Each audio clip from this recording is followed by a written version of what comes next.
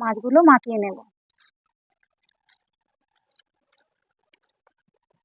হলুদ গুঁড়ো আর ঝাল লঙ্কার গুঁড়ো ভালো করে আনাজের সাথে।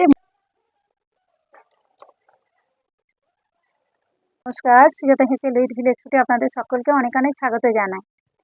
আজকে দারুণ একটি রেসিপি নিয়ে চলে এসেছি। জ্যান্ত পুকুরের জ্যান্ত কই মাছ কেটে বেছে পরিষ্কার করে নিয়ে এসেছি। এই জ্যান্ত কই মাছ দিয়ে আর বাগানের টাটকা ফুলকপি দিয়ে, আলু ফুলকপি দিয়ে দারুণ একটি রেসিপি বানাবো। আপনারা পুরো ভিডিওটা দেখতে থাকুন, আশা করছি অনেক ভালো লাগবে। চলুন এবার উনুনটা ধরিয়ে নিই।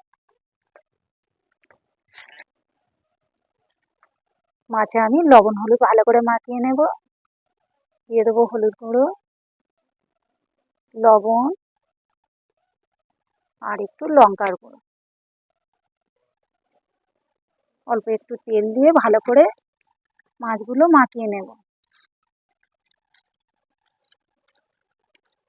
কড়া গরম হয়ে গেছে, তেল দিয়ে দেবো।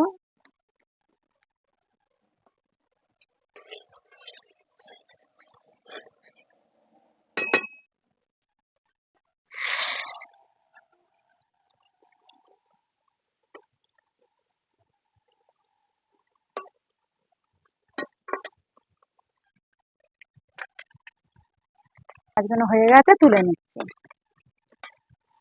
বাকি মাছগুলো ভেজে নেব। একটু নেড়ে চেড়ে দিতে হবে, নাহলে কেটে যাবে, ভাজাটা ঠিক হবে না।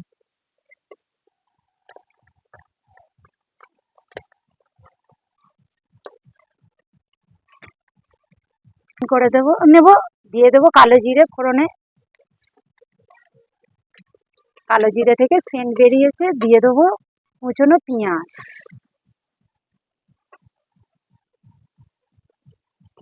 পেঁয়াজটা ভালো করে নেড়ে চেড়ে ভেজে নেব।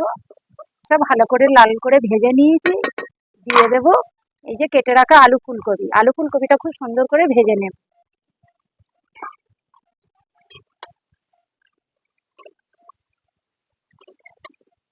ভেজে নিয়েছি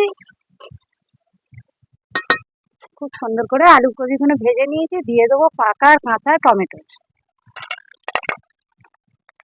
দিয়ে দেবো পরিমাণ মতো লবণ, হলুদ গুঁড়ো আর ঝাল লঙ্কার গুঁড়ো। ভালো করে আনাজের সাথে মশলা আর এই যে টমেটো ভালো করে কষাতে হবে। যতক্ষণ না টমেটো গলে যায়, টমেটো থেকে কাঁচা গন্ধ যায়, ততক্ষণ এভাবে কষাতে হবে। টমেটো ভালো করে কষিয়ে নিয়েছি। এই যে সবজির সঙ্গে টমেটোও গলে গেছে। এবার দিয়ে দেবো সামান্য অল্প একটু চিনি।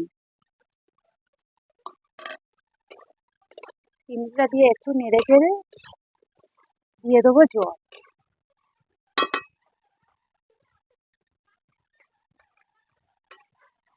ফুটে গেছে, দিয়ে দেবো 2 চামচ আদা জিরে বাটা। দিয়ে দেবো ভেজে রাখা মাছ। আর একটু ভালো করে ফুটিয়ে নেব।